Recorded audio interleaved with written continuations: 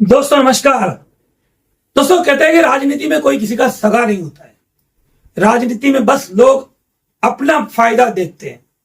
ये बात हम क्यों बोल रहे हैं? तो ये बात इसके लिए बोल रहे हैं, हाल ही में 11 जून को ठाणे पालघर जिला मध्यवर्ती बैंक के चुनाव संपन्न हुए थे और उस चुनाव के जो परिणाम सामने आए, उसके जो परिणाम सामने आने के बाद जो उलटफेर सामने आए, उसको लेकर हम यहां चर्चा करने वाले। दरअसल इस चुनाव में बहुजन विकास आघाड़ी समर्थित सहकार पैनल ने अपने कैंडिडेट उतारे। 21 सीटें थी, वहां पर बहुजन विकास आघाड़ी ने सहकार पैनल के तहत अपने कैंडिडेट उतारे। वहीं भारतीय जनता पार्टी ने परिवर्तन पैनल के तहत अपने कैंडिडेट उतारे। आपको बता दें कि भारतीय जनता पार्टी और शिवसेना शिंदे गुट महायुति में एक साथ है, लेकिन इस चुनाव में उन्होंने अलग अलग चुनाव लड़ा। शिवसेना शिंदे गुट ने बहुजन विकास आघाड़ी के साथ सहकार पैनल में सहभागिता दिखाते हुए वहां से चुनाव लड़ा। भारतीय जनता पार्टी की तरफ से बहुजन विकास आघाड़ी के कद्दावर नेता हार्दिक रावत ने अपना नामांकन भर के, परिवर्तन पैनल की तरफ से उन्होंने नामांकन भर के लोगों को चौंका भी दिया था। उसके बाद बहुजन विकास आघाड़ी सर्वेसर्वा हितेंद्र ठाकुर, उन्होंने कुछ बड़े बयान भी दिए थे और यह मामला प्रतिष्ठा का सवाल बन गया था। जिसके बाद फिर जब चुनाव हुए, चुनाव संपन्न होने के बाद रिजल्ट आए 27 जून को, और रिजल्ट जब आए तब बहुजन विकास आघाड़ी खेमे में खुशियां मनाई गई, मिठाई बांटी गई, क्योंकि रिजल्ट के हिसाब से बहुजन विकास आघाड़ी के सहकार पैनल के 21 में से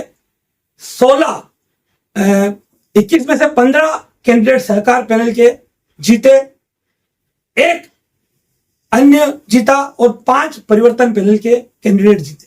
उस समय साफ तौर पर आंकड़ा, बहुमत का आंकड़ा बहुजन विकास आघाड़ी के सहकार पैनल के पक्ष में दिखाई दे रहा था। अगले ही दिन भारतीय जनता पार्टी के प्रदेश अध्यक्ष रविंद्र चौहान ने एक बड़ा बयान देकर एक बड़े उलटफेर की ओर इशारा करते हुए कहा कि भले ही सहकार पैनल के 16 लोग जीत कर आए हों, लेकिन बहुमत का आंकड़ा हमारे पास है, क्योंकि सहकार पैनल से जीते हुए कुछ जो कैंडिडेट है वो भारतीय जनता पार्टी और शिवसेना शिंदे गुट के हैं। वो अध्यक्ष और उपाध्यक्ष चुनाव के लिए भारतीय जनता पार्टी समर्थित परिवर्तन पैनल को सपोर्ट करेंगे।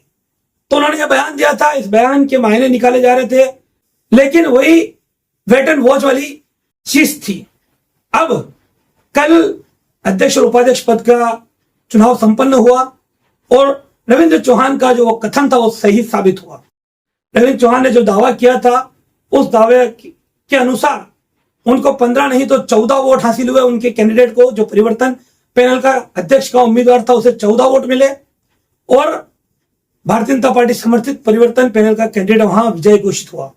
जबकि बहुजन विकास आघाड़ी समर्थित सहकार पैनल का प्रत्याशी वहां हार गया। भारतीय जनता पार्टी और महायुति में साथ में शिंदे गुट जो है, दोनों ने परिवर्तन पैनल के कैंडिडेट को जिताने में अपना वोट किया। साथ ही साथ उपाध्यक्ष पद के लिए परिवर्तन पैनल की एक महिला सदस्य ने पद वहां नामांकन भरा था। उनके सामने प्रतिद्वंदी प्रत्याशी जिसने नामांकन भरा था, उसने एन वक्त पर अपना नामांकन वापस ले लिया। इस तरह से वो बिन विरोध वहां पर उपाध्यक्ष निर्वाचित हुई।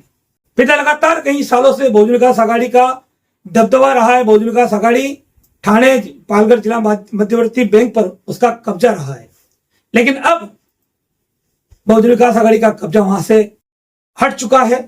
जिस तरह से बहुजन विकास आघाड़ी के हाथ से पहले विधानसभा सीटें हाथ से गई, फिर महानगर पालिका में भी बहुजन विकास आघाड़ी को बहुत बड़ा नुकसान हुआ, और अब ठाणे बैंक के इलेक्शन में भी बहुजन विकास आघाड़ी को मात खानी पड़ी।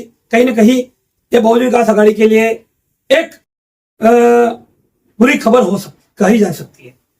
अब बहुजन विकास आघाड़ी अब फिलहाल इस पूरे प्रकरण को लेकर आत्ममंथन में लगी होगी कि आखिर ऐसा क्या हुआ, आखिर कहां चूक हुई।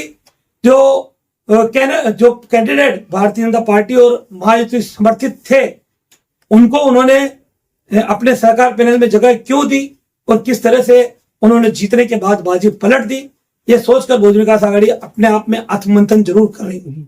फिलहाल इस वीडियो में इतना ही। नमस्कार, जय हिंद, जय महाराष्ट्र। हमारे चैनल सैफ न्यूज लाइव पर अपने व्यापार और सेवा से संबंधित विज्ञापन प्रसारण हेतु दिए गए मोबाइल नंबर पर संपर्क करें।